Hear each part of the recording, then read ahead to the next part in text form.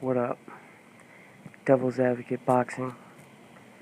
Bringing you guys the most outside the box boxing news and views, regardless of your limited ability to comprehend them. AKA, if you're an idiot, just turn the video off right now.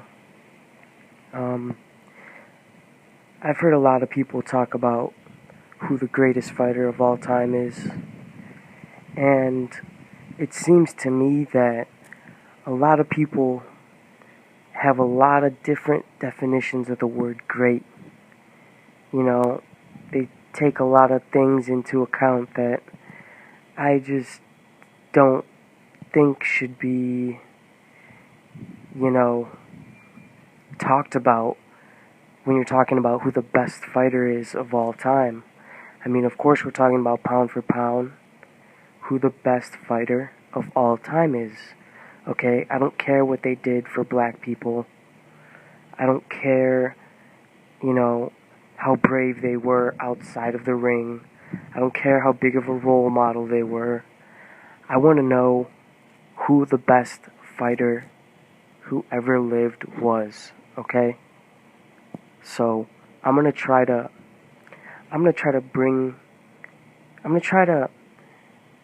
present this to you guys and make you think about something in a way that I don't hear people talking about. Maybe some people do. I just haven't heard it explained like this before. And, I mentioned it in one of my other videos, but this is the main purpose of this video. Basically, it would be like a all-time great super tournament. It wouldn't be in a tournament format, but everyone would fight each other, okay? I want everyone to go to Google and type in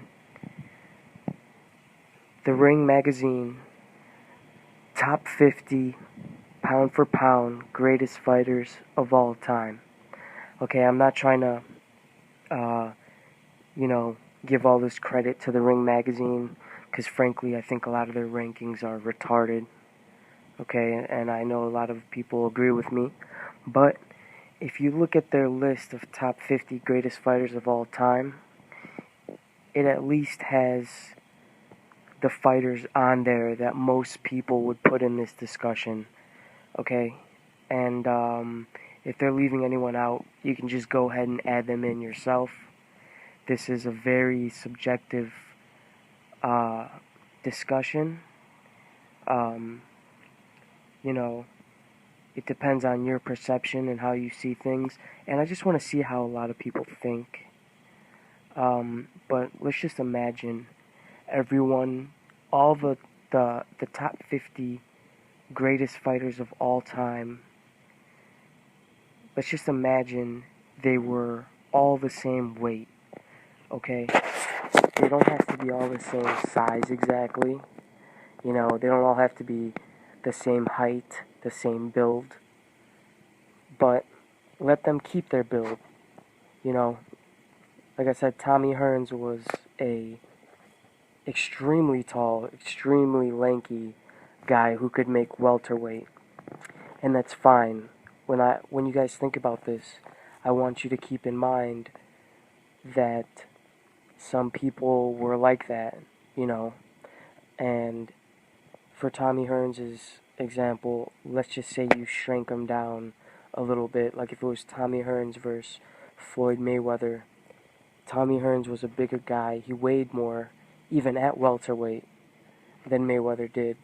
But let's just say they were the same weight, but they had the same build.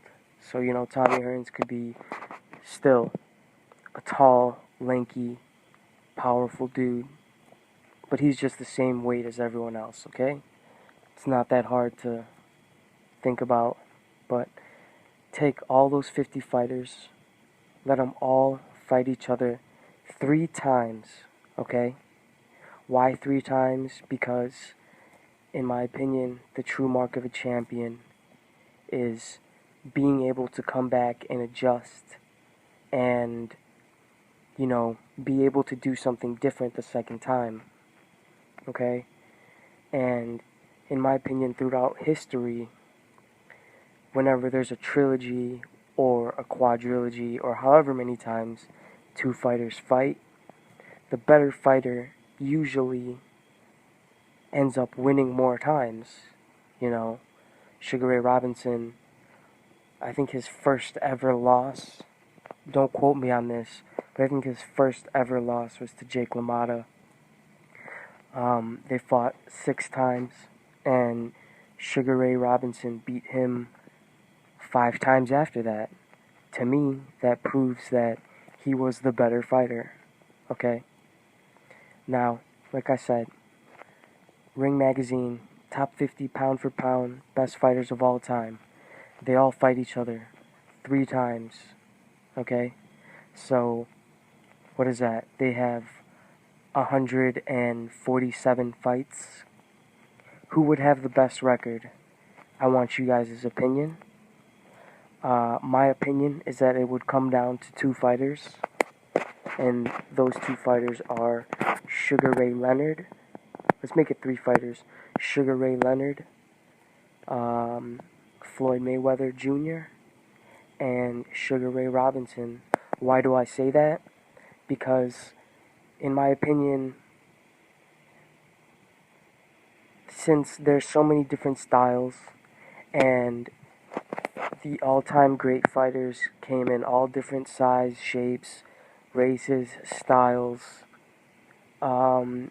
you would have to be, in order to come out on top of this thing, you would have to be someone who is extremely versatile, someone who can fight any fighter, okay? Like, for example, there are fighters that will just annihilate a certain type of fighter every single time, but that doesn't mean that they would beat a fighter with a different style. One of my favorite examples is Manny Pacquiao. I got nothing against Manny Pacquiao. I enjoyed his career. You know, hopefully I can still enjoy his career, you know. But, you know, the guys that they were putting him against were all come forward, no defense, type of guys. And I think there's no one better to beat someone like that than Manny Pacquiao. Okay, but if you put him against a counterpuncher, he has problems. You put him against a boxer, he has problems. You know, and that's basically the basis. That's the basis of this whole question slash debate slash argument. Is I want to know who would have the highest percentage of winning any given fight against any given style at any point in time, pound for pound. So, I want you guys to leave your top 3. Who do you guys think? Who do you guys think would have the best record, the second best record, the third best record, and why? All right. There's no right or wrong answer to this. I already told you guys what I think. I just want to know what everyone else thinks and why. Alright, peace.